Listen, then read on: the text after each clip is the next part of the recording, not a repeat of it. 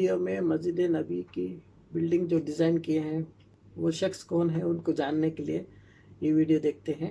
چلیے میرے ساتھ آپ بھی دیکھیے. شروع کرتے ہیں. بسم اللہ. دوستو، مسجد نبوی کو ڈیزائن کرنے والے انجینئر نے ایسا کون سا معجزہ دیکھا جس نے سب کو حیران کر دیا تھا؟ مسجد الحرام اور مسجد نبوی کو دوبارہ کیسے ڈیزائن کیا گیا تھا اور اس دوران کون سا معجزہ پیش آیا، اس ویڈیو کو اینڈ تک دیکھیے گا. دوستو، آج مسجد الحرام اور مسجد نبوی جس ڈیزائن میں ہمارے سامنے ہیں، اس کو ڈیزائن کرنے والے کا نام محمد اسماعیل کمال تھا. وہ مصری انجینئر اور آرکیٹیکٹ تھا جس نے ظاہری دنیاوی بود و باز سے دور اور نامعلوم رہنے کو ترجیح دی. ڈاکٹر محمد کمال اسماعیل 1908 کو پیدا ہوئے اور 2008 میں ان کا انتقال ہوا. وہ مصر کی تاریخ میں ہائی اسکول سرٹیفکیٹ حاصل کرنے والے سب سے کم عمر شخص تھے. پھر رائل اسکول آف انجینئرنگ کا سب سے کم عمر طالب علم جس نے وہاں سے گریجویٹ ڈگری لی. پھر سب سے کم عمر شخص کہلایا جنہیں یورپ سے اسلامک فن و تعمیر کی 3 ڈگریاں لینے کا اعزاز حاصل ہے. وہ پہلا انجینئر تھا جس نے حرمین شریفین کی توسیع منصوبے کی تعمیر اور عمل برآمد کرنے کے لیے اختیارات سنبھالے. اس نے شافا اور بن لادن کمپنی کے بار بار اصرار کرنے کے باوجود انجینئرنگ، ڈیزائن اور آرکیٹیکچر نگرانی کے لیے کسی قسم کا معاوضہ لینے سے انکار کر دیا اور کہا کہ میں 2 مقدس مساجد کے کاموں کے لیے کیوں معاوضہ لوں اور قیامت کے دن اللہ تعالیٰ کا کیسا سامنا کروں گا. اب سوچئے دوستو کہ دنیا کے 2 مقدس مقامات کی دوبارہ تعمیر کا ذمہ جس شخص کو اللہ دے رہا تھا تو کیا وہ کوئی عام انسان ہوگا؟ نہیں، بلکہ کچھ ایسی باتیں ہیں جن کی بنا پر اللہ نے یہ مبارک کام ڈاکٹر محمد کمال اسماعیل سے ہی کروایا.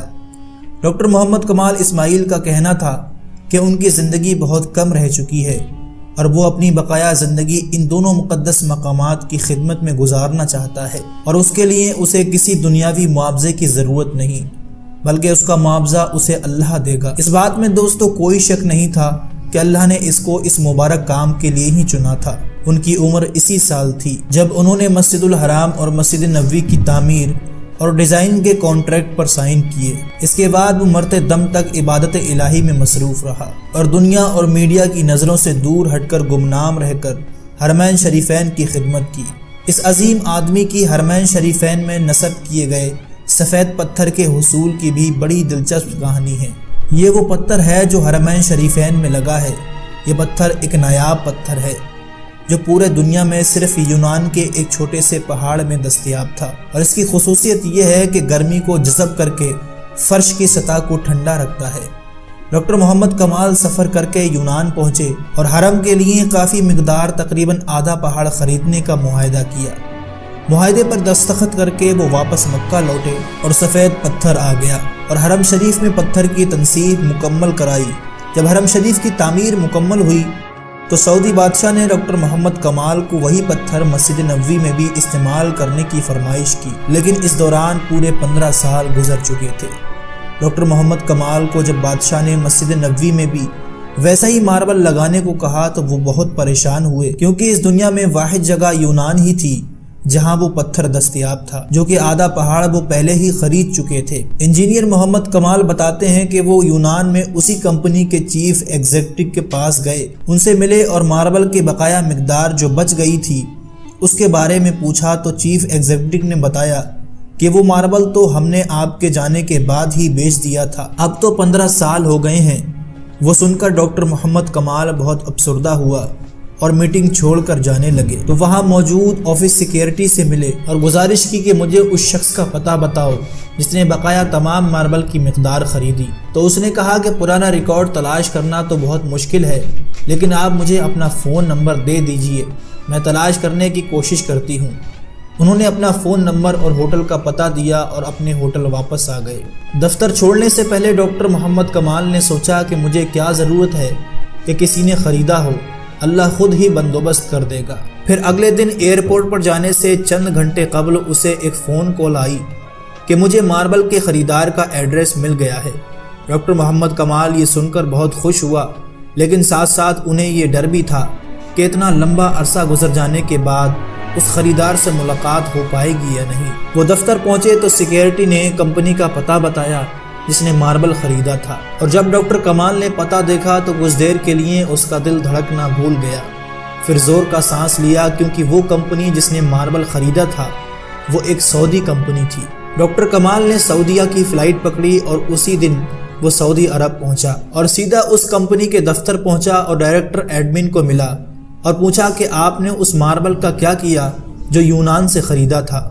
تو اس نے جواب دیا کہ مجھے یاد نہیں۔ اس نے اسٹاک روم سے رابطہ لیا اور اس سے پوچھا کہ وہ سفید ماربل جو یونان سے منگوایا تھا وہ کہاں ہے؟ انہوں نے کہا کہ وہ ساری مقدار موجود ہے اور اس کو کبھی استعمال ہی نہیں کیا گیا تھا۔ یہ سب سن کر ڈاکٹر محمد کمال ایک بچے کی طرح رونے لگا اور کمپنی کے مالک کو پوری کہانی سنائی۔ اس نے کمپنی کے مالک کو بلینک چیک دیا اور کہا کہ اس میں جتنی رقم بھرنی ہو بھر لو اور ماربل کی تمام مقدار میرے حوالے کر دو۔ جب کمپنی کے مالک کو پتہ چلا کہ یہ تمام ماربل ہمارے پیارے نبی حضرت محمد صلی اللہ علیہ وسلم کی مسجد نبوی میں استعمال ہونے جا رہا ہے تو اس نے کہا کہ 1 ریال بھی نہیں لوں گا۔ اللہ نے یہ ماربل مجھ سے خریدوایا اور پھر میں بھول گیا۔ اس کا مطلب یہی تھا کہ یہ ماربل مسجد نبوی میں ہی استعمال ہونا تھا۔ یہ وہ مسجد نبوی ہے جس کی تعمیر حضرت محمد صلی اللہ علیہ وسلم نے خود اپنے مبارک ہاتھوں سے کی تھی۔